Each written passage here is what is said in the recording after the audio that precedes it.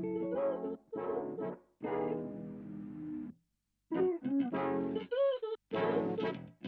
are listening to Right Off the Bus.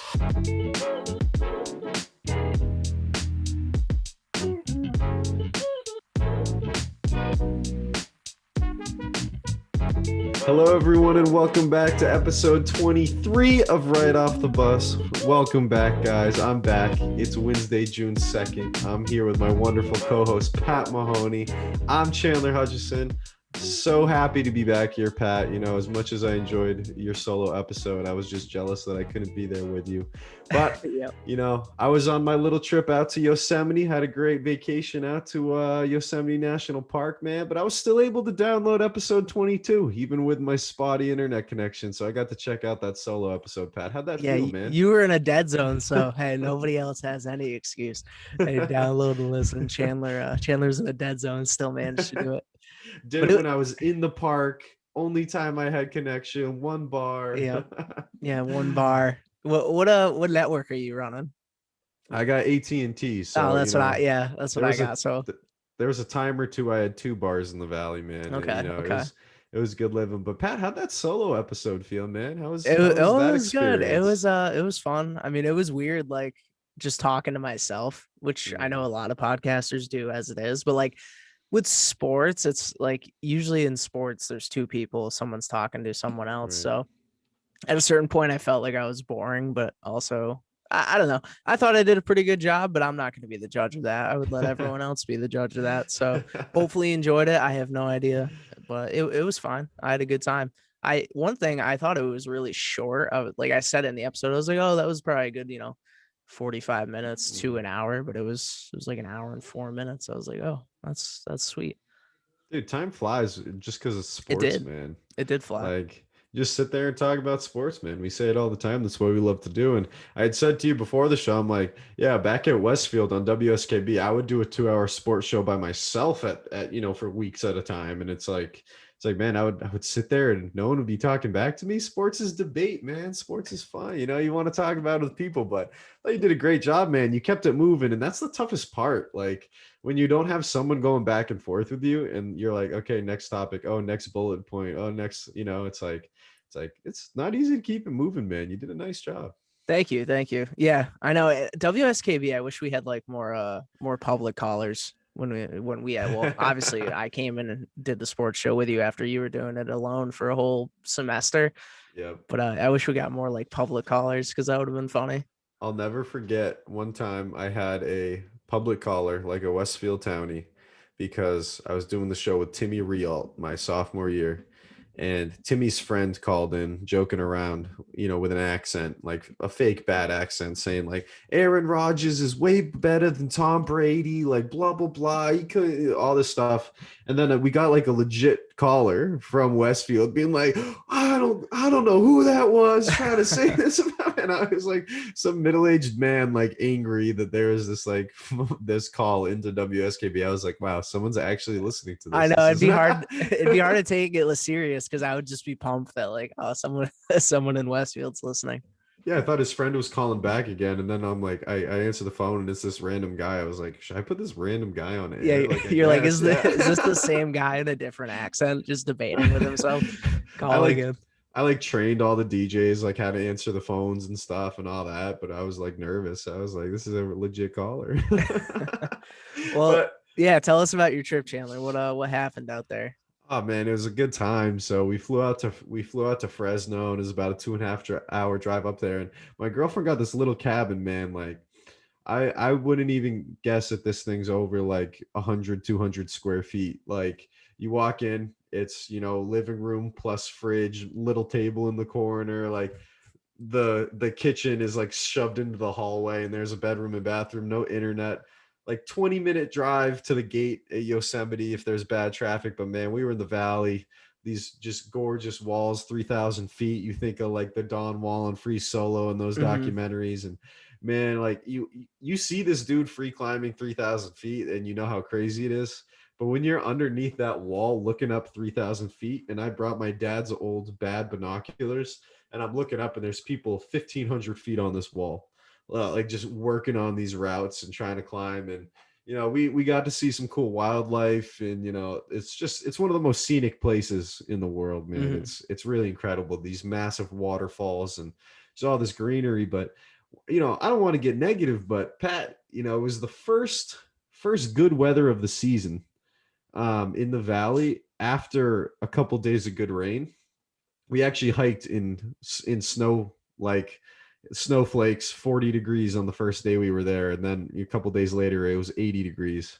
Was it because you were But so high up, or was it just like the, snowing out there? the elevation changes in the valley from anywhere like 4,000 to 8,000 feet. So the temperature in Gotcha. Yosemite Valley could be, 55 degrees or 80 degrees. And then up Glacier Point, 4,000 feet up, it could be 30 degrees different. But because it was the first good weather after some big rain, man, they were doing Mhm. controlled burning in the valley. They were lighting the valley on fire. I don't know all the reasons. I'm not going to pretend to know all this plant stuff, but Yeah. the ash puts different vitamins and minerals back into the soil, and it lets things grow differently, and it gets rid of competing things and blah blah blah. So it's like very important for the health of the park, right? Mhm. But man, they had the entire valley, which it's Yosemite National Park, but Yosemite Valley is where all the big cool walls are and the easy hikes and the waterfalls and where you bring your family, the touristy stuff. Yep. It was on fire, man. Like had to have the windows up, like you had to turn your AC off and your lights on driving in. You're driving through smog, like you just see all these trees on fire, and it was like it was a wild experience. So the Like sky was like smoky, like yeah, for 3 days. My girlfriend wow. Alex has asthma, dude. We had our hardest day hike planned for that Thursday. The valley was on fire. The smoke up 1,000 feet, thousands of feet on these walls. We're up like we're up like zero point 0.6 miles. She has an asthma attack. She can't Oh breathe. my Like you're God. literally breathing in smog. There's ash falling like while you're hiking. And I was like, So Alex, we're done. Like yeah. you're having a horrible time. You literally cannot breathe.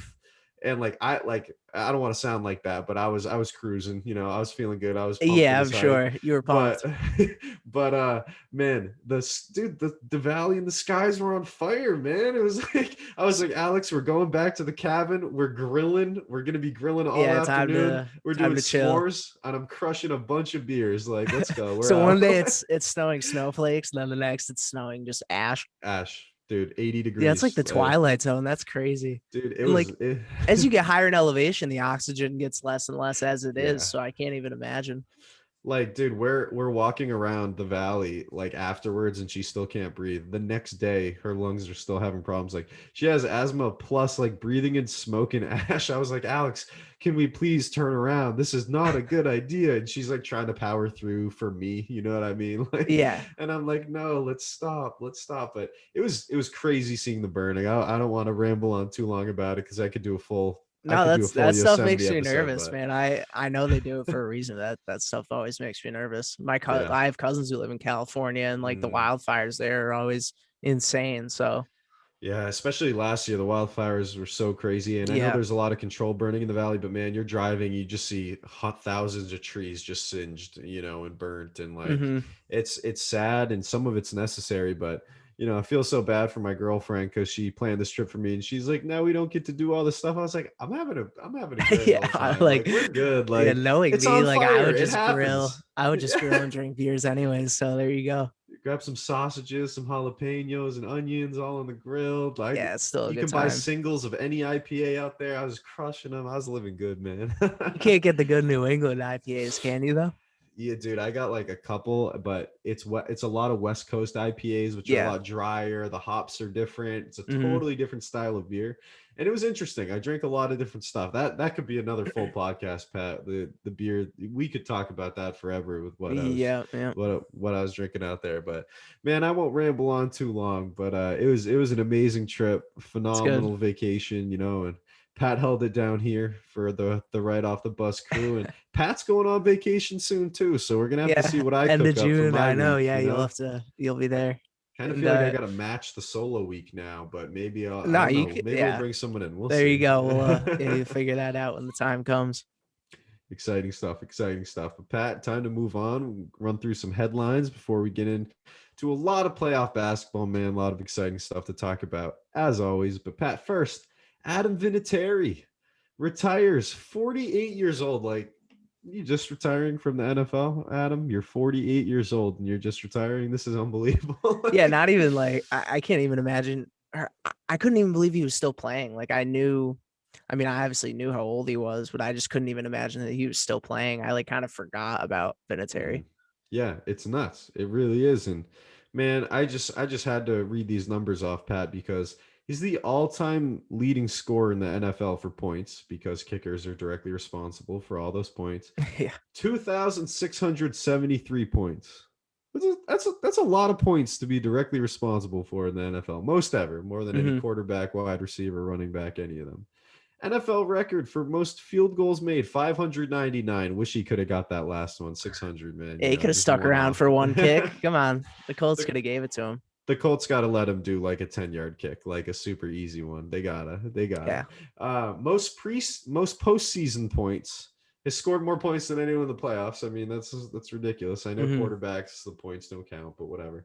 And most overtime field goals made, 12, which means game-winning field goals. So, man, shout out to Adam Vinatieri. Obviously, played for the Patriots forever, played for the Colts forever, and is one of the all-time greats. Clearly, I mean, is certainly in the argument for GOAT kicker, if there is an argument. Multiple Super Bowl rings, won playoff games for the Patriots in the snow, man. Won Super Bowls. I mean, I love Adam Vinatieri, man. This is one of those kickers that people buy a jersey of, and that's when Yeah. you know when your kicker sells jerseys. That's when you know, man. Shout out Vinatieri. Yeah. Legend. Arguably, now that he's retired, he might sell even more jerseys, Mm. especially Colts fans. They might want one. Maybe they'll go on sale. Those NFL jerseys ain't cheap. Like I talked about it with Tebow last week, and those are like $120. You guys are buying Tebow jerseys? Come on, buy a Vinatieri jersey. Something that'll last, something that'll last. A Yeah, it's legend. time. That's timeless. That is timeless. Obviously, first ballot Hall of Famer. There's no discussion there.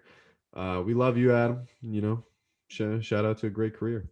Pat, another headline real quick that I didn't really know about. It's been mentioned a bunch, but June 1st in the NFL, man. So this is today when we're recording. This episode comes out tomorrow, but this provision allows teams to allocate money from trades and cut players to the following season, Hmm. spread that money out over 2 years. So now that makes a Deshaun Watson trade easier. That makes a Julio Jones trade easier. That makes an Aaron Rodgers trade easier because you can work the money so differently now. And I just want to know your thoughts on this. Do you think that now that this date has passed, do you think that Julio Jones deal is going to just come out? Do you think that Aaron Rodgers deal is made a lot easier? What are your thoughts? Yeah, so I saw this last week that the Falcons were probably waiting till after June 1st to trade Julio, and I hadn't heard of this provision, like you said. I mean, it was a surprise to me, but when I heard about it last week, I was like, I mean, it definitely makes sense because they can split the salary between this season and next season. So if they get rid of them now, it's going to be a lot cheaper on their end. I believe that they'll just have more cap space, so they won't take much of a hit. And yeah, I think the offers are getting better too. They wanted the first Mm. round pick, and I think the way teams are kind of compromising is that they're offering a future first rounder. So the Falcons are okay with that. Where they probably wanted one this season, but I don't think any team was willing to do that for the next draft. So they're gonna get one for a future season, and they'll get a first rounder out of it, which would be a great deal for the Falcons. I mean, I said it last week. It was like injury. He's 32, salary problems. Mm. So if they could get a first rounder out of it, I think it's a no brainer for the Falcons, definitely. And this will probably speed it up. I would agree. And do you think the same thing could happen for Rodgers? Do you think that there's any way that maybe this expedites what's happening there? Maybe Yeah, more I, realistic trade offers are coming in now with how the money I think works? so. Yeah, I think so. And I at this point, I just don't know what the most realistic trade is for Rodgers. I don't know what team he'll go to. I mean, I still see the Broncos as kind of like a Mm. forefront option, but I don't know. I just don't know. I mean, the Packers are going to have to work to mend that relationship if they really want to keep him, and if Rodgers really wants to stay there. But I've seen like the Packers wide receivers like weren't showing up to I don't think they were mandatory anyways, but like the workouts and stuff. So it doesn't seem like a good situation over there. I don't know what's going to happen, but I could easily see Rodgers getting traded now. Yeah, big day. I mean, this, like you said, this is like something that we kind of know about, but don't really care about. And it's like one of those Schefter tweets where you just clear the notification because you see, oh, on June 1st, the whatever. So, Yeah. hey, this is a big deal. So maybe we'll see some of those deals go through, Pat. And when we end podcasts, something serious always drops right when we stop recording. So I bet Julio Jones gets traded in about an hour 15. Yeah. Now that this is opened up. Yeah, we'll miss something. We miss something big every week, so it just happens. All right, next headline, man. We got a few soccer ones. So Chelsea win the UEFA Champions League. Pat, I didn't think I'd be saying that, man. I mean, I thought I that didn't Chelsea either. being in Liverpool's way was great. I was like, Hmm. oh, Real Madrid will beat Chelsea. Oh, Man City should handle them. But man, 1-0. Kai Havertz with a big goal. And I mean, for a guy that needed a goal, hasn't been healthy enough, hasn't produced enough for Chelsea. But I mean, the fact that Lampard's spent 220 million and his team got worse. Thomas Tuchel comes in, leaves PSG to come here, and he brings them Champions League glory, man. And Hmm. they finish fourth in the Premier League, and obviously they're secured with Champions League next year. But this is huge, man. I mean, the amount of money that they're going to get to throw back into this team, I Yeah. think this team has the potential to be one of the best in the world for the next couple of years with how many young guys they have, the great young players they're going to bring in from their hundreds of millions. And I mean, you lost Eden Hazard 2 years ago. That's the best player you've ever had. I know. And this is what you do. This is great, man. Shout out to Keegan Nutt and Matt Bird. If either of you were listening, my Chelsea boys, this is incredible. This is awesome for Chelsea. It sucks to say as a Man City fan. I know, you gotta say it from the other side, but this was shocking. It was Yeah. shocking. And Chelsea's not a team I dislike. I mean, they kind of had Man City's number all year. They had just won a couple weeks prior in the Premier League. Although City won the Premier League, Chelsea did beat them like 2 weeks prior. And I knew Tuchel was capable of this as a head coach. I always liked him when he was at Dortmund and went to PSG. And PSG just kind of, no matter who's coach at PSG, it's like in European football, especially, it's always a struggle. I know they didn't even win the French League One this year, so they had a struggle with Pochettino. But I knew Tuchel was capable of it, and it does break my heart with Chelsea. But City, I mean, their offense, I don't know if it was a case of like the offense just not showing up. They didn't look that creative, but also Chelsea's defense was really, Mhm. really good. I mean, you got to give them credit too, because they didn't allow for a lot of those opportunities. I don't think City even had a shot on target in the first half, and I don't know what their final numbers ended up at. But De Bruyne getting injured, I think he had like a slight nose break and like a contusion in his face. So De Bruyne getting sent off didn't help, and the team just didn't look creative. It was a tough loss, but yeah, credit to Chelsea. They were huge underdogs. I think they were like a plus 330 underdog betting coming into this. So yeah, I mean, credit to Chelsea where credit's due. Yeah, no, definitely a surprising win. A lot of credit to them. Tuchel did awesome, and like I said, this team gets the money. If they let them spend the way that they should, this team's going to be scary. I Hmm. mean, they're already winning. This team could be scary. And Pat, not to go on with bad news for Manchester City, and we mentioned it briefly, but Aguero officially announced as a Barcelona player. I sent you the picture, man. I was like, ooh, this is just weird. Yeah, Probably the best player in the history of Man City. This is weird to see. Going to team up I with know. his I wish buddy they Leo. could have waited a week because like he had just played in the Champions League final 2 days prior, and then you send me the picture literally 2 days later, and he's in a Barcelona jersey, like already got his physical. He's getting revealed as a Barcelona player. I'm like, this is still so fresh. I'm like, could we not move on this quickly? I'm like, come on. And it's not on Aguero. Like, it's good to see him, move on to a team that's going to utilize him, hopefully. But yeah, it was sad. I mean, that was just too quick. 2 days. When you sent that back to me, you're like, dude, this was 2 days. I like didn't have that in perspective, and I was like, damn, like he played in that final in Portugal and then just flew up to Barca. Like he didn't even go back to Manchester. Yeah, Like it it's went from crazy. it went from what could have been like one of the best storylines of all time, like Aguero in his last performance for Mm, City. Imagine like he scored an equalizer or a winner for City in the Champions League mm, final. Like finally they win the European title, but it just wasn't to be. And 2 days later he's gone. So it's just how it man. works out, I guess. Hey, more trouble in paradise at Real Madrid. Zinedine Zidane leaves. He said, "I'm done." He left Real Madrid. And it might be for the best. Potentially, yeah, potentially like Super League stuff, money stuff. But Carlo Ancelotti just left Everton literally this morning, and he said, "I'm back at Real Madrid," this was a whirlwind, but just wanted to get that out there, dude. Zidane left, and that kind of makes me worry for Real Madrid Hmm. because Ancelotti's a great, phenomenal manager, but Man, trouble in paradise for Real if you got a guy like Zidane leaving. I I mean, know. It for a wasn't second time. Ancelotti was at Real Madrid before, right? And they won the Yep. Champions League with him.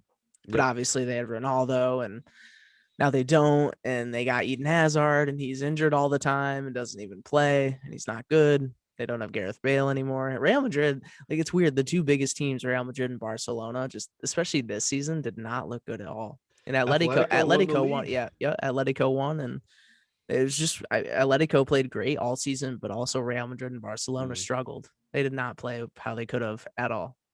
Hilarious that they let Luis Suarez go and he won the golden boot and the Yeah, league for it's like Atletico. what? I didn't get that at all.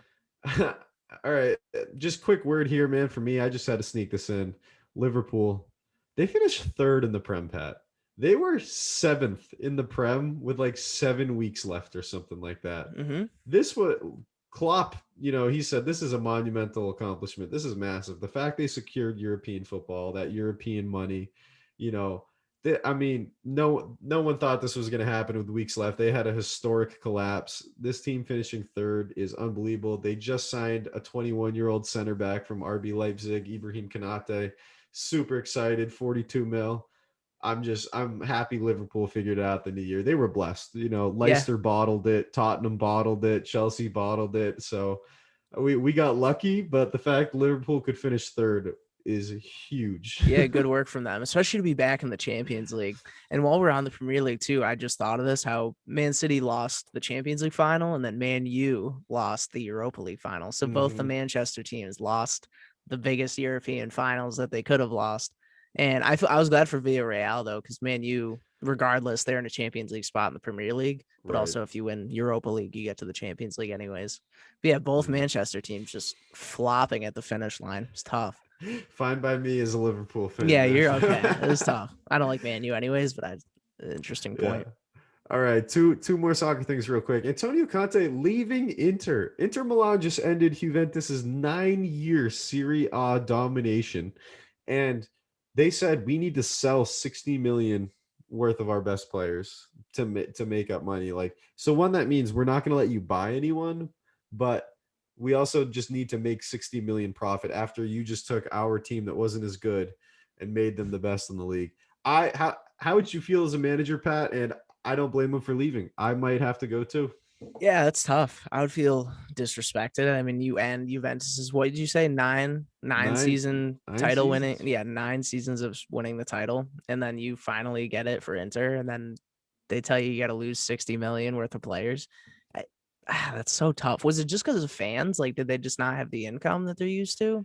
I think it was everything. Yeah, fans, concessions, losing money in other ventures because they're all big, business Yeah, ownership COVID was groups. But tough. COVID was tough for the big clubs. but I mean to win the league and then say, hey, you need to sell your Golden Boot winner Romelu Lukaku, who just won you the league, Yeah, because we don't have the money. That's a tough sell. It's a it tough is sell. tough. I don't get it. Last soccer point, real quick, Pat. Revs, top of the East, baby, and number one in a bunch of power rankings around the MLS. I just wanted to shout out our New England Revs because, dude, first place, man. That's a good feeling. Yeah, playing That's a well. good feeling. And I know I still want to go to a Revs game too, because especially if we're that good. So I would love to go see 100% that. Go capacity. see a win. Yeah, 100% Gillette too. capacity. Gillette could be huge. I'm in. I'm in, Pat. I'm in. And Pat, this last headline, man. This is you right here, Ultimate Fighter. Yeah, no one's probably gonna watch this, but I will. Ultimate Fighter's coming back. I think it was like a 3-year break, but it's coming back. They're doing a little bit. I think it's gonna be a little more professional this time. It's gonna be like a better product. But yeah, tonight, June 1st of recording. So tomorrow it'll have already debuted, but 9 p.m. Eastern time tonight, June 1st. I think it's just on ESPN Plus, maybe ESPN, but also just ESPN Plus. I'm not sure. But definitely ESPN Plus, and yeah, you can watch it. I think it's a big deal because it's a good show. I'm excited to watch. Yeah, man. And hey, there's always some phenomenal fighters that come out of there. Yeah, There's always some really impressive talent there. So, Nate Diaz, Uriah Hall, Tony Ferguson. There's all sorts. Michael Chiesa. mm. All right, Pat. Let's move on to a little basketball. Obviously, it's the talk of sports right now. It's the NBA playoffs. It's huge. Pat, I was surprisingly got to watch a couple parts of some NBA games while I was out in That is Yosemite. surprising. We had about a 16-inch TV, actually kind of the size of my laptop right here, and we did get a few channels, so we did throw that on here and Sweet. there. But But Pat, I gotta say, one thing I wanted to touch on real quick was what you brought up last week on the podcast. Kind of Adam Silver in the NBA saying that the playing tournament could follow in the next season, and a lot of people liked it, and it had amazing ratings. And then also the idea of a midseason tournament. One, I just want to reemphasize the fact that I do not like the idea of a playing tournament. I am not a fan. I don't like it. This year, 20 out of 30 teams had a chance to compete. The Grizzlies were the 10 seed. They were the 10 seed and they're playing the 1 seed, man. I mean, I don't like it. I don't think all these teams should have a chance. But you got to admit, it did produce some good games, like I talked about last week. Like there were some good games, but so that's the argument. Like, if it produces entertainment and good games, like that we wouldn't have gotten otherwise, should it stay? But why are we playing it? Why are we playing all these games in the regular season then? Why not just do tournaments all year? Why not just do a tournament every season, every spring, summer, fall, winter? Let's just do a tournament. I do agree. 2/3 of the league having an opportunity to make the Yeah. playoffs is tough. It is tough to justify.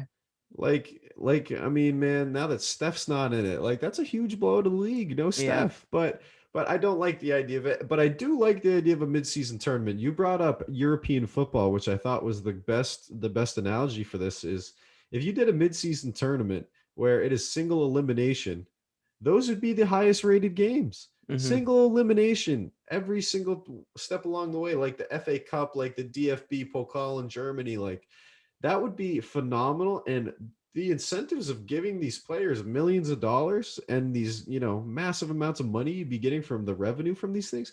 Also put them in different cities, put them all over the place. I don't care. This would be awesome. I would love if the NBA followed that model. I think that would be a great idea personally. It's a cool idea, but my thing was like, it's going to be hard to get the bigger players who make a lot of money incentive because obviously the $1 million payout per player for the winning team is incentive, but is it enough incentive for guys like LeBron and Giannis, like who are getting the big paydays as it is, guys who are on max contracts? Obviously the guys, smaller like Chris Middleton and whoever else, DeAndre Ayton, like just guys like that, lower salary guys. I mean, $1 million is $1 million, but for the higher payday guys, I don't know if they're going to play, if they're going to want to sit out for the regular season games instead. So either it's going to take time or they're going to have to work to find something else that's going to it's going to have to get the big guys off the bench. Well, I think one of my favorite things that unfortunately they did away with in the MLB was that the winner of the All-Star game got home field in the I World like that. Series. I like that too. What if you did that? If you win for your conference, you get the home court in the finals. That's a possibility too. Just something like that. And make it a trophy. Make it a trophy like it is in England. Make it so that that's a career accolade that you won the NBA in-season tournament. But I mean, there's obviously a million hoops to jump through to make something like that happen. But just the idea of it, I like the idea. A lot of different schools of thought, and I definitely don't mind the thing about shortening the season from 82 to 78 games to accommodate it. Obviously, some teams would lose like 2 home games, but as a fan, I don't mind that at all.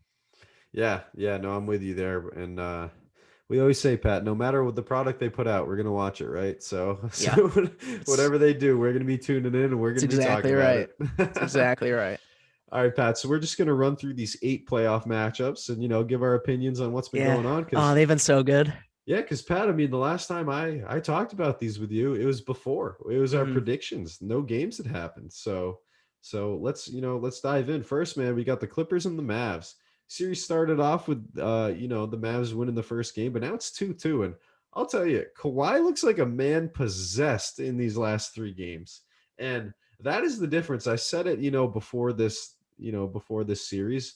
If Kawhi and Paul George are locked in defending Luka Doncic, Luka just doesn't have the help to make it happen. Yeah. Is Kristaps Porzingis a max player? Not really. No, definitely not. We were really hoping he'd be because he's 7'3" and he can shoot, but it's Luka, versus the Clippers roster, and the roster's deep, and they're even missing Serge Ibaka here and there, who should be healthy for the second round and later in the series. I think that the Clippers are going to wrap this up, and I am confident that they'll finish out this series, and I did predict them in the beginning, but man, Luka's so much fun to watch. If he stays healthy, and I know he's been banged up a little bit in the series, he's going to make every game interesting, because he's going to have 37, 9, and 5, Yep. randomly Yep. here and there. But I just, I still got the Clippers, man. I think 2-2 is a comfortable spot for them, especially going back to Los Angeles game 5. Yeah, I would agree with you because I wrote like it's been a weird series because the Mavs took both games in LA and then LA came back and took both games in Dallas. And the Right. Mavs going back home up 2-0, you figure like they're at least gonna split, right? Go back to LA up 3-1. They blew a great opportunity. They're going back to LA 2-2 tie. They could have swept in Dallas if they had their Right. heads on straight, but instead they're going back 2-2 instead of 3-1 or even just a complete sweep. So I don't know. They kind of blew the opportunity, and now I don't see them taking a third away game in LA. I gotta figure the home team's gonna win once, right? Like I imagine it's LA in game 5. Game 5s are always critical. I'm thinking LA wins game 5 too. Especially to your point, after winning 2 in Dallas, Mm-hmm. do what Dallas couldn't, win that home game that changes the series. And Someone's got to win at home, right? Like right. it's bound to Maybe. happen. Yeah, maybe it's all away games. I don't know. I could be totally wrong, but I mean it would be a bizarre series if nobody won at home. I would love that. That would be fun to talk about next week. That would. Yeah, I know. Give us good content, right? So we both got the Clippers coming out of this still, I think. Yeah, I think we So both we both got the Bucks here too. yeah, But so Pat, I gotta tell you, man, I love what happened in this series because yeah, last year the narrative was Bam and Jimmy figured out how to team defense Giannis. They stopped them in the playoffs. This is the Heat team that beat them. They're gonna do it again, even though they had a bad year. No, no, no, no, no, no no. chance. No team. How Pat, you know how many times I've said this on this podcast. No team benefited from the NBA bubble more than the Miami Heat. They had to travel the least. They knew everywhere they were, the area, everything. They had the most young, experienced shooters contributing to their team with no fans, no travel, no away games, no heckling. And they lit it up. Where's Tyler Hero been? Where has Duncan Robinson been? Yeah, Where's Jimmy Butler averaging triple doubles and people trying to tell me he's a top 10 player in the league? Man, he's as good as Jaylen Brown. He's nothing crazy. yeah, And I got to tell you, I love Jimmy Butler. I love his game. I love that he can get 21, 5, and 5. But you know what he had in this series? Getting swept by the Milwaukee Bucks. 15, 8, and 7. That sounds nice if you're Ben Simmons, right? hmm If you're like a guy that can't shoot and you're a second or third player on the team. His splits, Pat, 30% from the field, 27% from 3, 73 from the line. Jimmy Butler, man, what yeah, happened? I'm stupidly confident. I'm stupidly locked in. I love that they got swept. I was so sick of this Heat team last year. Benefited from the bubble more than anyone, and I am so glad that bubble has been burst, man. Because remember when this team wouldn't include Tyler Hero for a trade for James Harden? yeah. Remember Look at that? They looking would have like a traded. bad choice. They would have traded Harden, Achua. I mean, they would have traded Harden for Achua, Robinson, Hero, and a couple picks. Man, oh man, I'm like ranting, but dude, I was so happy this happened. The Bucks are my favorite team in the East now, since the Celtics are gonna get the gentleman's sweep. Yeah, no, that's what I was saying to my buddy. I was like, I hope the Bucks just take it now because I certainly am not going to root for the Sixers. And the Nets looking like I don't know, they're looking like the whatever it is, the villains against the Justice League. It's like Yeah, Legion of Doom. That's what yeah, they're a bunch of villains. Like it's dressed in all black. It's Kyrie, Durant, freaking Harden playing literally 43 minutes a game. They're barely resting. And spitting on logos. yeah, stomping on the logo, and it's tough to see. Yeah, that's gonna be tough for the Celtics. But yeah, I mean, I'll root for the Bucks now in the East once the Celtics are officially out, which was looking very likely.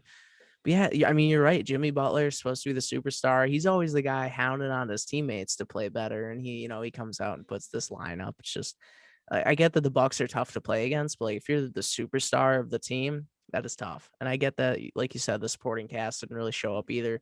Tyler Harrow, Duncan Robinson, they didn't look great. But yeah, I mean, the story of this series for me was Chris Middleton. He was a beast all series, all 4 games. He had a great game, whether it was good field goal percentage or he had a lot of assists, a lot of rebounds. He was just doing his part the entire series. He did exactly what they needed him to do. So for me, Chris Middleton was the MVP of this series. Middleton's a beast. Yeah, man. And I will say too, Drew Holiday, I think they way overpaid him. Mm-hmm. That $40 million a year they gave him.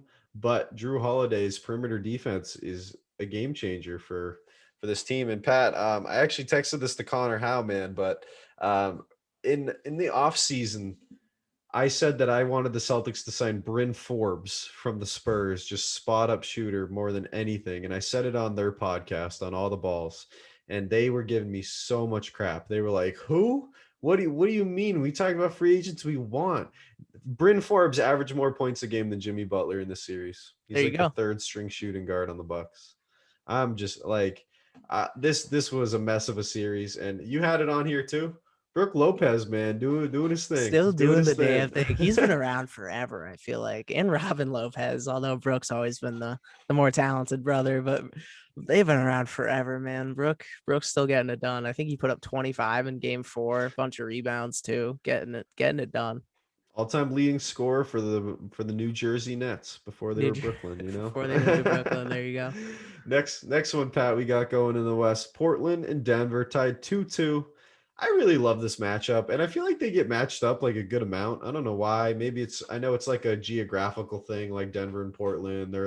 It's like a Mountain West rivalry kind of deal. But Mm-hmm. I love this matchup. I think, each team can attack the opposing team's weaknesses very easily, which is why it's fun to watch.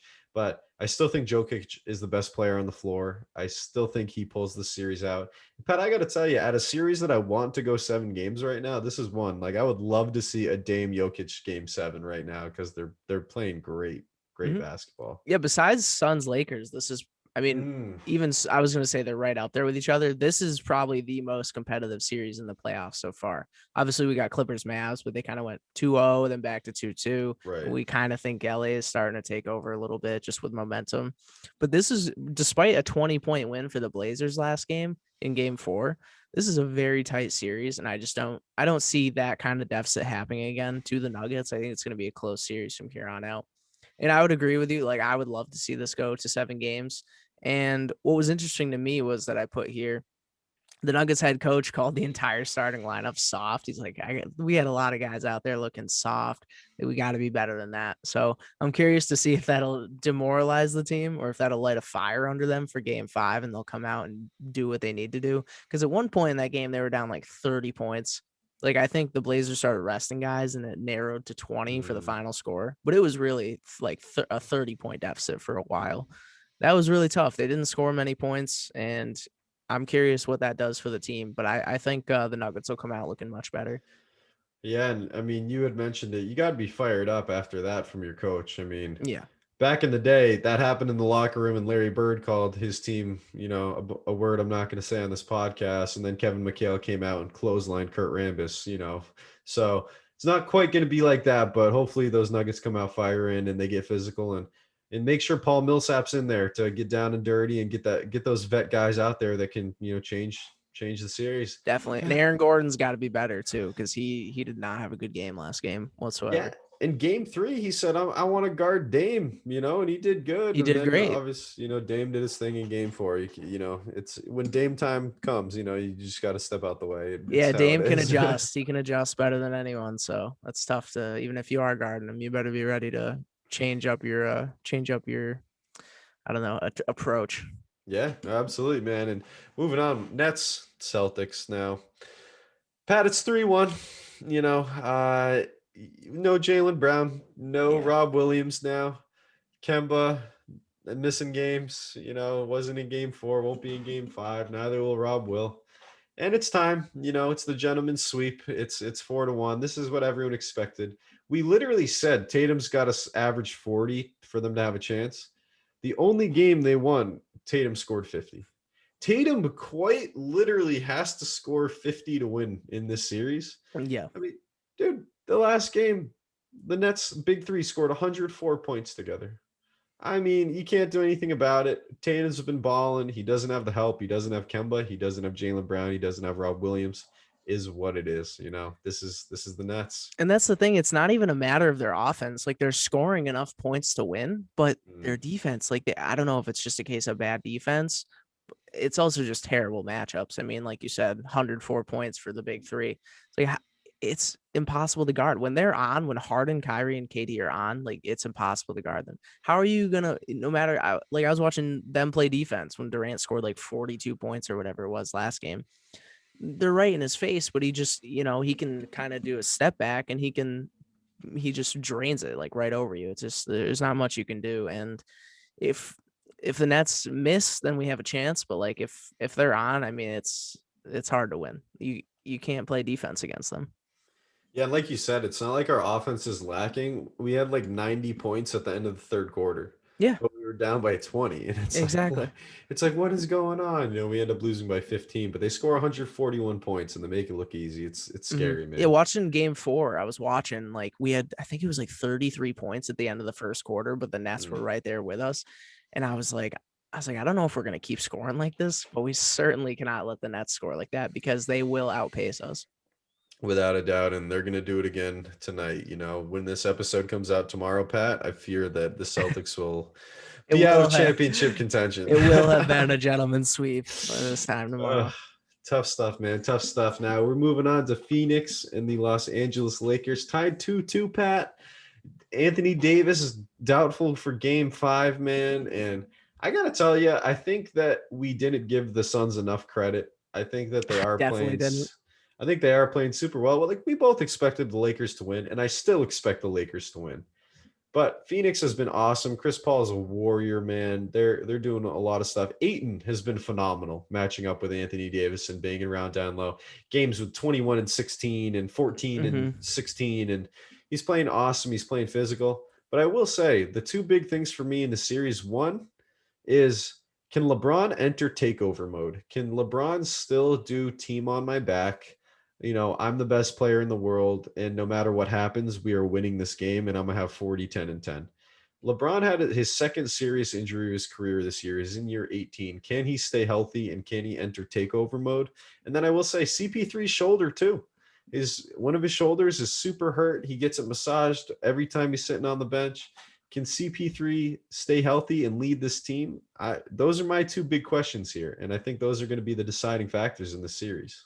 I agree. And it is going to depend. You mentioned DeAndre Ayton, like if his performance can continue, the Suns need him to play like he's been playing. Cause I do want to emphasize his stats, 19.8 a game with 13 and a half rebounds as well per game in his first 4 playoff games ever. And he's shooting 81% from the field. Like he's just a monster down low. He Four doesn't for miss. five. Yeah, 81% from the field, putting up 20 points. It's like, with that efficiency, I mean, feed that man the ball. He's like, it's crazy to put up that kind of stats. And then there's some other guys that are superstars in the playoffs that have just been putting up horrendous stats and horrendous field goal percentage, like Jimmy Butler. And then another guy I'll mention, Russell Westbrook. So for DeAndre Ayton, he's like the MVP of this series so far. And it's exciting to see him. I'm excited to see these young guys on the Suns start to play like I know they can. And like you said, CP3 is the vet, and hopefully his shoulder's all right to continue. It's like, I mean, he's continuing and he's a warrior. He's going to continue no matter what, but it is probably hindering his play. Yeah, no, without a doubt. And, we all wanted to be healthy and win, but still got the Lakers at the end of the day in this series, personally. Yeah, I mean, I won't back down now. Right. I didn't have faith in the Suns then. I guess I won't now in a 2-2 series. All right, Pat, moving on. Sixers leading the Wizards 3-1. This is expected. This is what we thought was going to. I actually thought it was going to be a sweep, but I'll take 5 games. Sounds about right. 5 games, them winning here, man. And the Sixers are just so well rounded. Seth Curry came back. They just have the shooters around their 2 stars. Tobias Harris dropped 37 in one of the games. Yeah, I think game 2. This is just a horrible matchup for Washington. They don't have Thomas Bryant. They don't have Denny Ajiva. It's not a good situation. The Sixers should win this handily. 5 games sounds perfectly right to me. The only reason they didn't get swept in 4 was because Embiid left the game early in game 4. If he had stayed the whole way, I think the Sixers would have won and we would be looking Mhm. at a clean sweep because like, yeah, I think the Wizards scored like 122 points or something like that. So it was right around there. And that's shocking to me because with Westbrook's stat line, like his shooting percentage has not been good so far in the series as it is. But in game 4, he shot 3 for 19 from the field. Mm. 3 for 19. He had 13 points from the free throw line, which is good. He always gets to the rack, but he missed 16 shots and he got 19 points. If he even put in half of those shots, he would have like a 40-point game.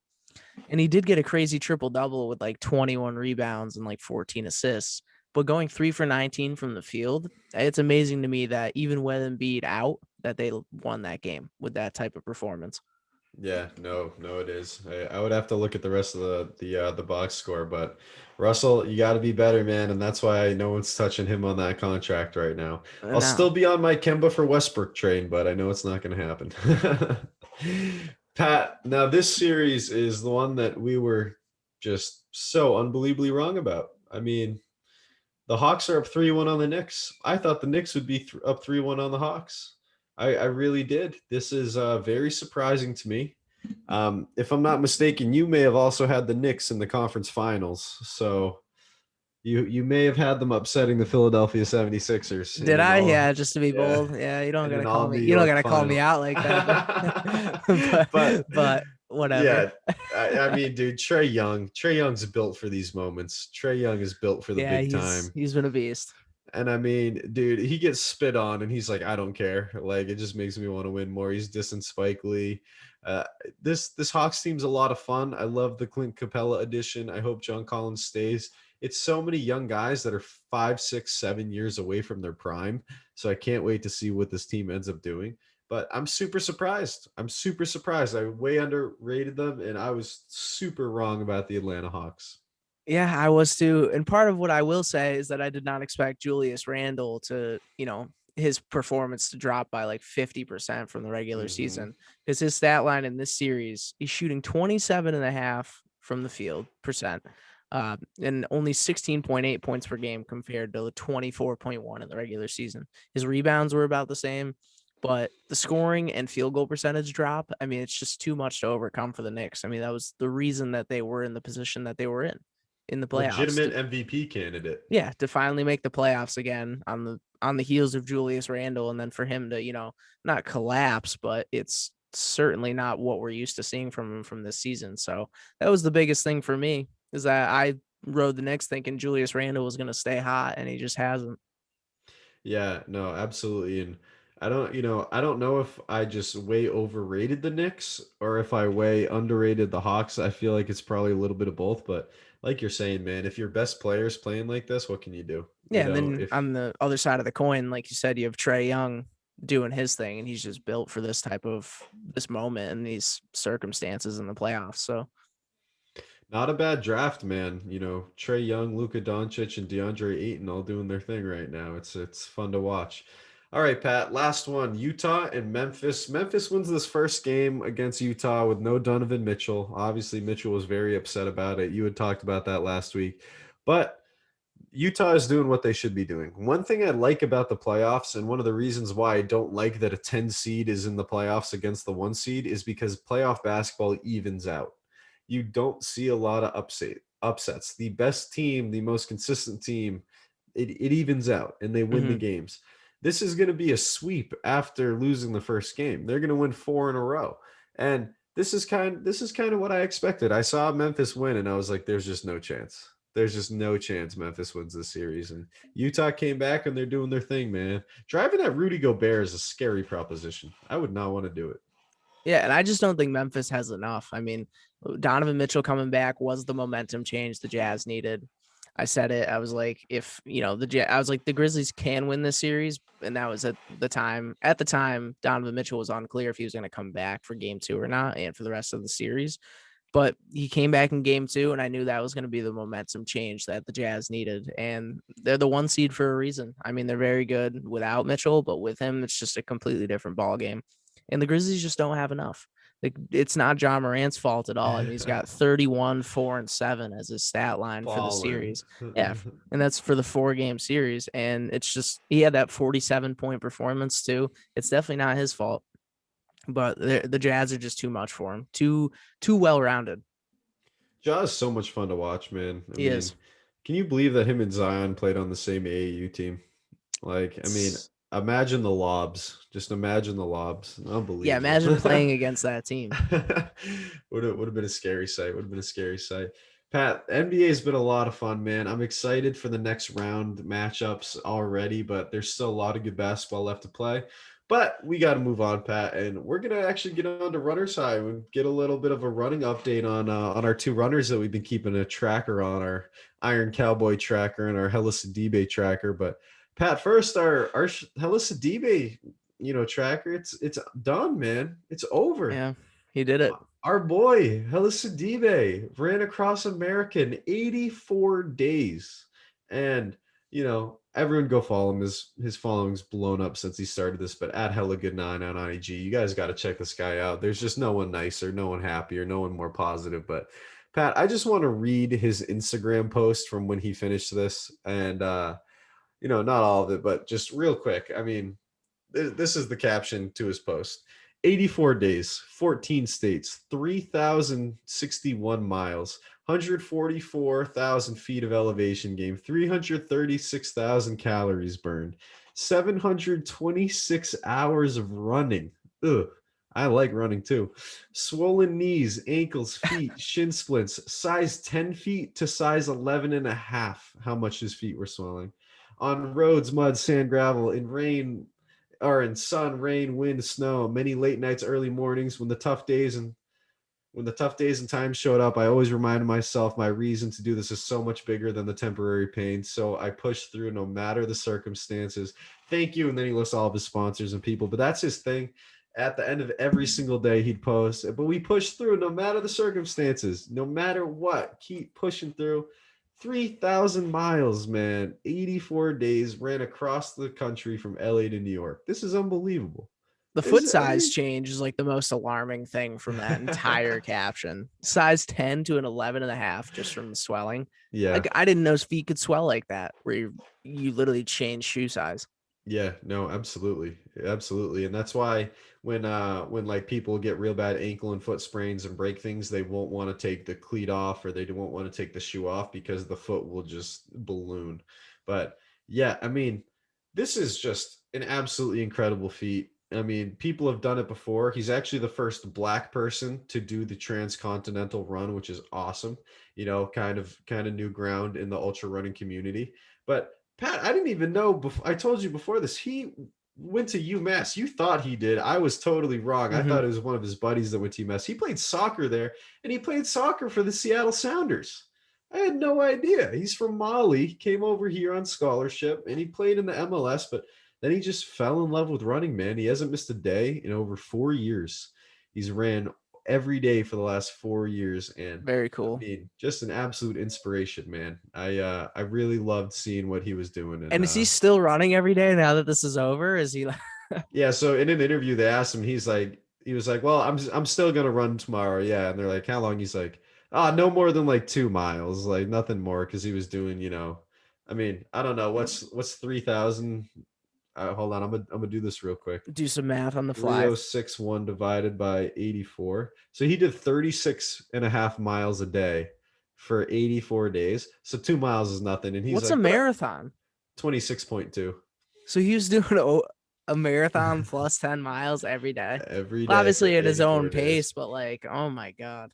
Yeah, I mean, absolute beast. And Robbie Ballinger has the record in this. He's an ultra runner, the transcontinental run. He did it in 75 days. So it was really cool to see Robbie Ballinger there and giving him love and shouting him out. And then Pat, I mean, at the end, at the party, Jim Shark had the big banner and all of his sponsors and all the stuff. And he proposed to his girlfriend, who is like his camera woman and one of his social media people, at the end of this journey, man. So what a great way to Very wrap cool. up the journey, and great way to cap it off. Hella congrats from the Right Off the Bus family to yours, as Love always. That's awesome. What a great way to end. Imagine she said no. That would have been a scene, man. That would have been tough. That would have been a scene at the finish. Like, that would have been tough. That's tough in any situation, but especially that. It'd be like, man, my feet are swollen. I just ran for 3,000 miles. Jesus. all you're thinking about is that shoe size, Pat. You can't get that Yeah, off at your least mind, give man. me a That's yes. Come on. nuts. I got to go to Foot Locker to get all new shoes after this. Pretty crazy, man. Shout out Hella. We DM'd him before he started this, not knowing that he was starting this challenge like a week after because he didn't post about it. But hey, maybe we'll get him on the pod, talk about Yeah, we'll his reach out MLS to him. career. Yeah, I'll reach out again, that's for sure. And then Pat, our other ultra runner, man, James Lawrence. You guys know the Iron Cowboy at Iron Cowboy James on IG. Pat, this guy's doing the most unbelievable physical feat I think that I can wrap my head around. He's doing 100 Ironman triathlons. I know you guys have heard me say this, but it is a 2.4-mile swim, followed by a 112-mile bike ride, followed by a 26.2-mile run. And he is on day 93 of doing these every single day, which Pat, I mean, it's unbelievable. It's stupid. It makes no sense. The record was 50. It was him. No one else had even tried it. He's on day 93 as we speak, Pat. I wonder if he'll just go to 100. Like, you just hit that triple digit number. Oh, that's his plan. Yeah, his plan is 100, and then he's done. So at tomorrow he'll have 1 week left. But dude, Sheesh. his times have gotten better. He feels healthy. He feels motivated. He's battling through every injury, and I mean, this is the farthest the human body's ever been pushed, as far as I'm concerned.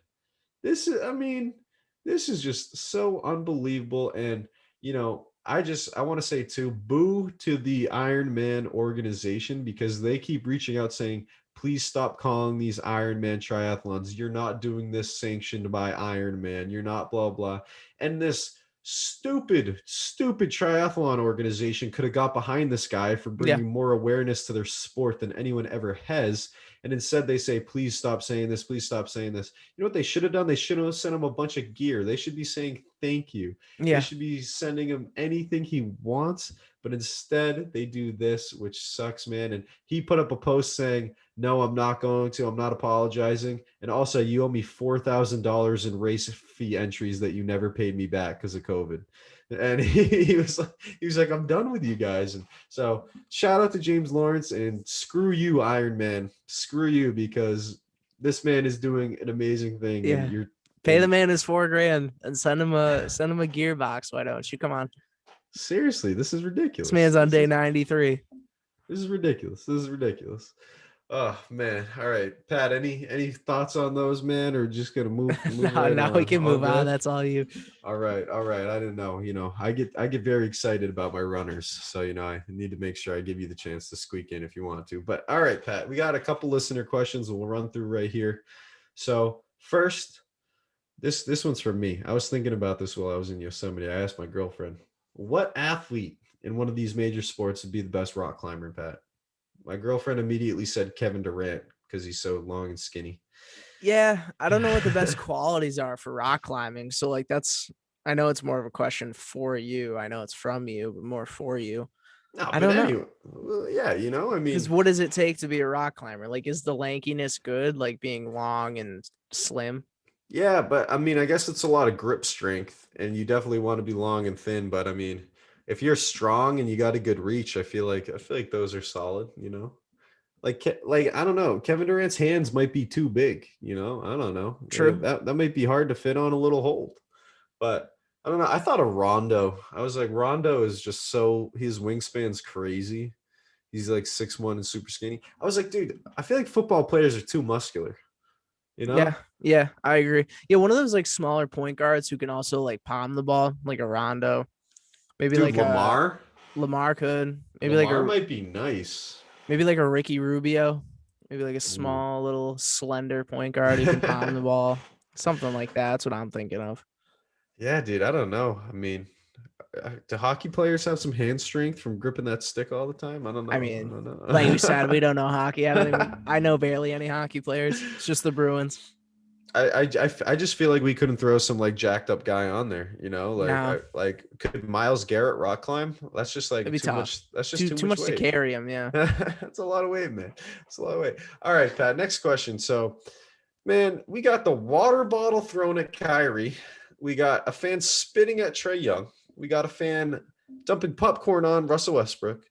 We got a fan running onto the Sixers court during the Sixers Wizards game, and we got Jazz fans getting kicked out for being racist assholes heckling John Morant's family. Yep. What the hell is going on with NBA fans right now, dude? I What don't is know. going on? It was like the honeymoon phase, right? With fans being back. So I saw on Twitter, someone was like that honeymoon phase with fans back was quick because it's Literally. since they've been back.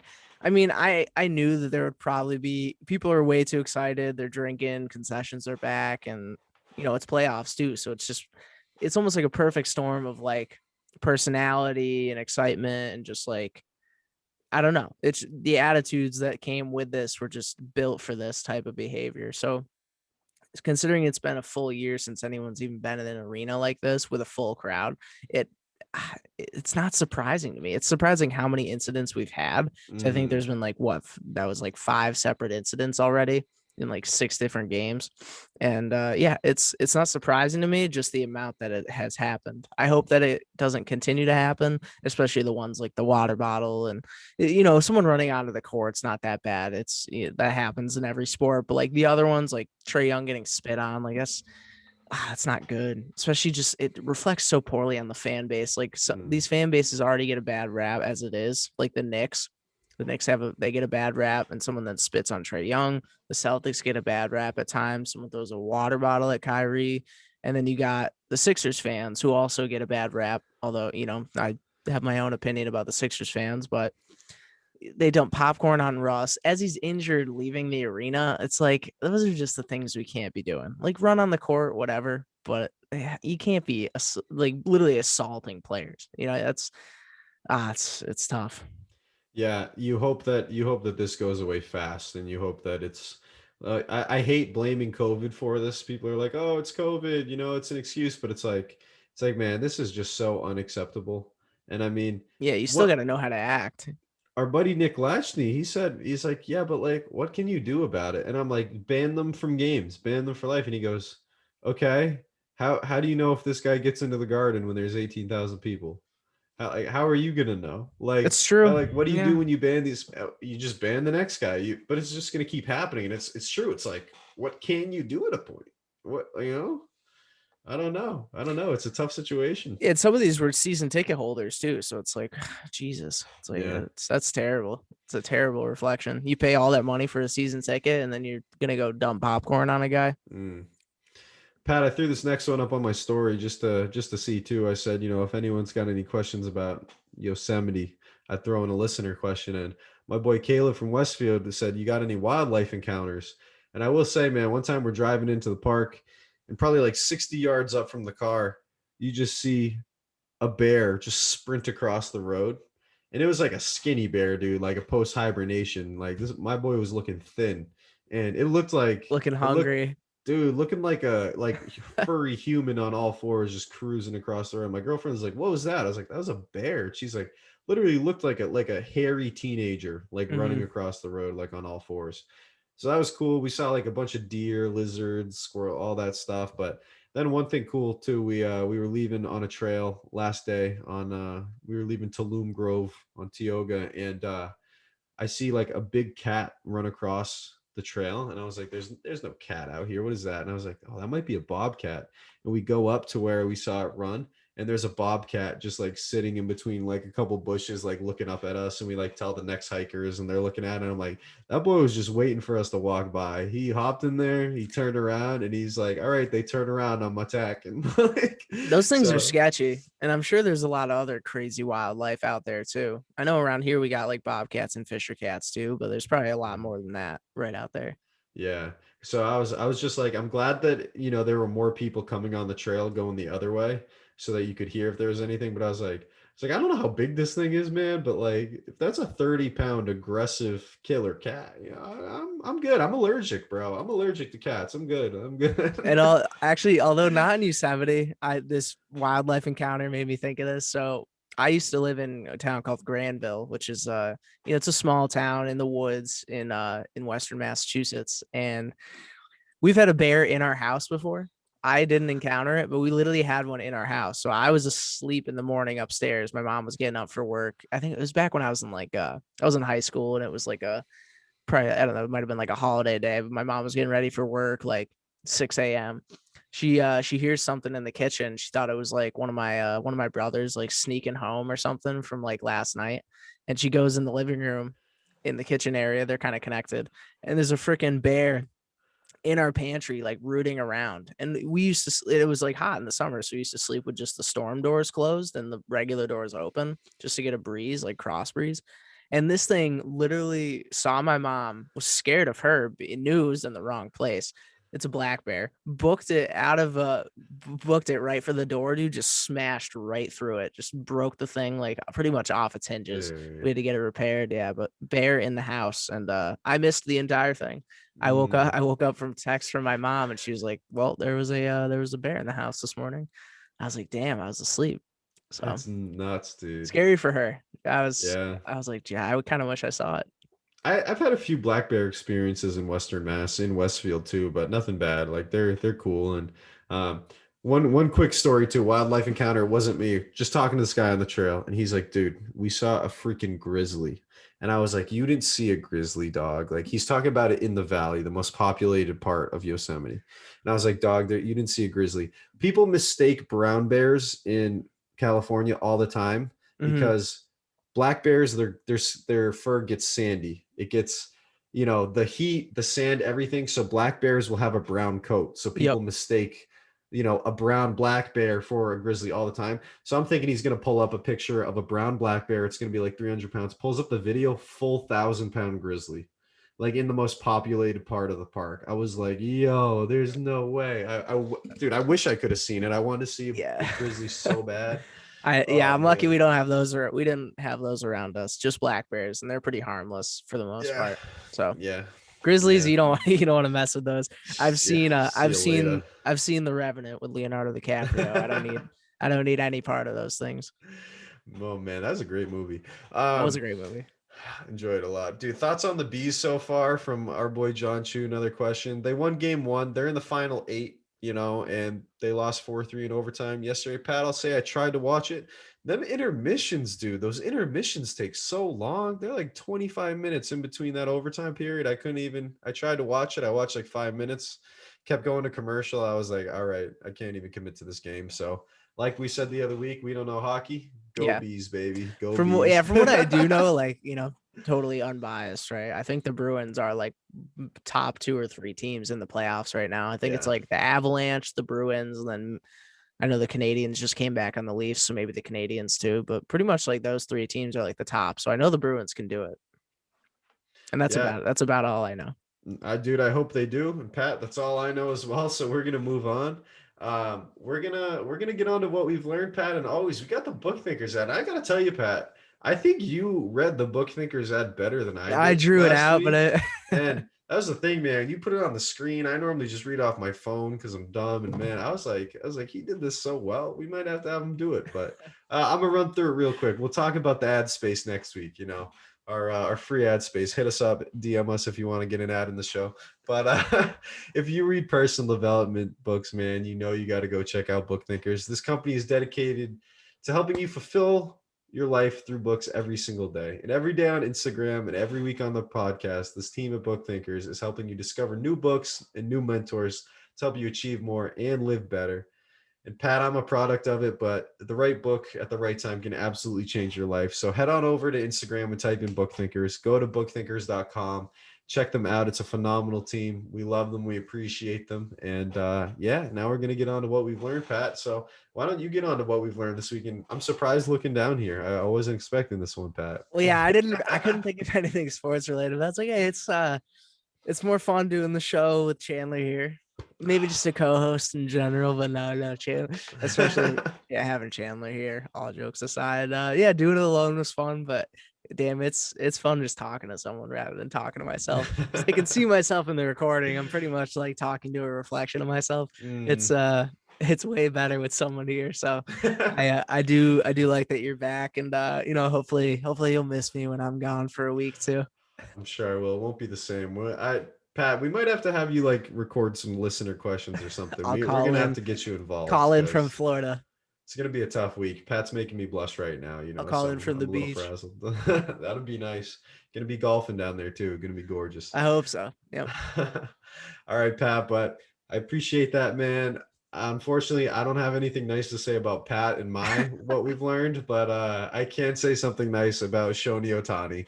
So everyone's been talking about it the past few weeks, man, but this guy needs more love. And I said it to you before the show, Pat. I was like, I can't believe we haven't talked about Shoni Otani yet. Yeah. I mean, we haven't done a lot of baseball. We do some headlines and some no-hitters, but man, Shoni Otani came to Major League Baseball, and people were like, no, he can't actually pitch and hit. He's going to have to pick a lane. He's a pitcher. Maybe he can DH in a pinch, whatever. Dude, this guy has a 2 point something ERA, is one of the better pitchers in baseball when he pitches, had missed 10 days on the DL, and is tied for second in the league in home runs. Well, fifth. Four guys have 16. He has 15. This dude is fifth in the league in home runs, sixth in the league in ribbies, and he's a pitcher. I just don't think that this has ever happened. This is Babe Ruth. He's better than Babe Ruth at what Babe Ruth did, pitching and batting. And man, I mean, Pat, I said it earlier. I think this is like playing wide receiver and middle linebacker. I think that this is playing point guard and center like Magic Johnson did. And I don't even think that's a good comparison. Like this is two different games. Pitching and batting in baseball, it's not offense and defense. It's two different games, man. This is unbelievable. This is Deion Sanders playing in the NFL and MLB. I think Shoni Otani has been unbelievable, and I'd love to get your thoughts on that real quick, man, because I just think Shoni is taking the league by storm, and he's my favorite thing in baseball right now. Showtime, baby. Showtime. I love that. Showtime. Shoni time. Shoni time. Well, it's funny when you grow up playing baseball, like when at a young age, your best player usually is like your best pitcher and your best hitter most of the time. Like my brother was kind of like that too. Like he was the best pitcher, and then he was also hitting the ball like crazy. So it's at that age, like, or they play like shortstop. Typically, it's like they're either a shortstop or they're your pitcher, and they also just hit the hell out of the ball. So it's a typical thing growing up. But once you get to a professional league, that's insane. We don't see this anymore. And like you mentioned, Babe Ruth, like that was an era where I don't care what Babe Ruth's stats are. Obviously, like he was probably ahead of his time, but like the dude was like smoking cigars like pregame, and like dude, they were still playing with like French caps at that time. Like it's just a completely different time. I mean, he's going up against guys like Giancarlo Stanton and just the meta humans that are in baseball at this time, Aaron Judge, like all these huge guys and talented guys. And not only can he pitch, which is already tough as it is to have a sub-3 ERA, some of these pitchers fall off so quick. Some of the best ones haven't even had a sub-3 ERA in some seasons. So for him to have sub-3 ERA and be fifth in home runs, you said sixth in RBIs, he was leading in home runs at one point. So it's honestly incredible. It's like he almost is a two-sport athlete. I know it's the same sport, but like pitching and hitting, it's insane. It's like if Taysom Hill like not only was out there doing receptions and running the ball, but he's also playing as well as Drew Brees. Literally, it makes no sense. Like people are like, "Oh, he's a video game." Like, no, Shoni Otani is a literal. You can't even do that in the video game. Yeah, if you go on MLB The Show and take a first baseman or a DH, if I took David Ortiz in his prime and went and put all of his pitching stats at like 88 or 90, the game wouldn't let me do it. I don't think there's an option where I can be a first baseman who's crushing the ball, but also dominant pitcher.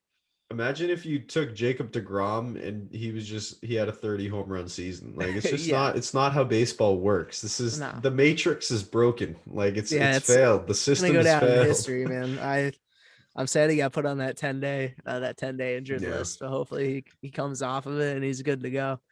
Well, Pat, hopefully this glitch in the simulation continues and Shoni Otani is doing what he's doing, man. But that's it for us. That's episode 23, Pat. That's crazy to say. It's our Jordan episode, man. It's they rack up. Yeah, dude, they're coming fast and furious, and we know we're slacking on guests, guys. We're gonna get some fun people back on here. We promise. It's summer, it's gonna be a great summer of podcasting. But hey, we just want to tell you guys thank you as we always do.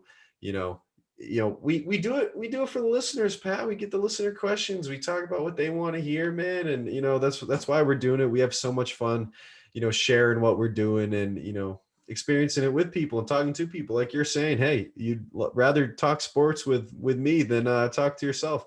It's what we do with all of the people listening. It's what we do with all the engagement on the social media. So we thank you guys so much. We have such a blast doing it.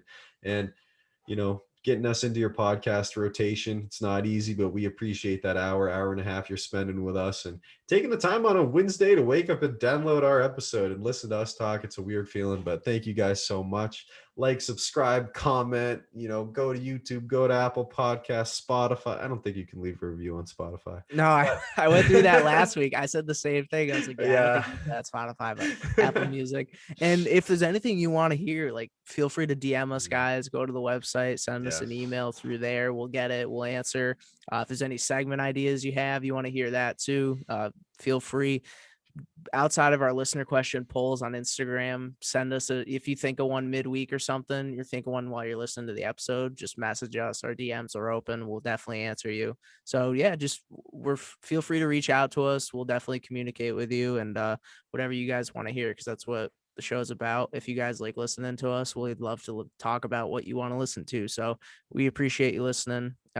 Hopefully you keep doing it. And yeah, the show's about you guys. So feel free to keep reaching out to us. Yes, sir. Right off the bus, episode 23. That's a wrap, Pat. All right, Thank you, care, everybody. Guys. You are listening to Right Off the Bus.